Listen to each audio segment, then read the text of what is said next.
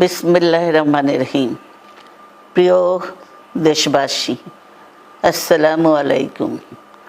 রক্তস্নাত July August 1 বছর পর আমাদের মাঝে ফিরে এসেছে।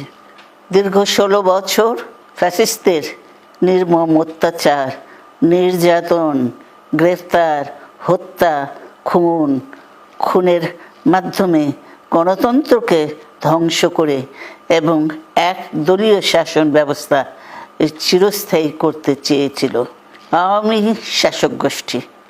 ছাত্র জনতার সম্মিলিত অভ্যুত্থানের মধ্যে দিয়ে ফ্যাসিবাদদের পতন ঘটেছে। এই আন্দোলনে যারা শহীদ হয়েছেন তাদের জানাচ্ছি আন্তরিক শ্রদ্ধা, আহতদের সমবেদনা। তাদের এই আত্মত্যাগ জাতি চিরকাল মনে রাখবে। গুম, খুন, বিচার বহির্ভূত হত্যার শিকার যারা হয়েছেন তাদের তালিকা প্রস্তুত করতে হবে। দ্রুত বিচারের ব্যবস্থা ও রাষ্ট্রীয় স্বীকৃতি নিশ্চিত করতে হবে।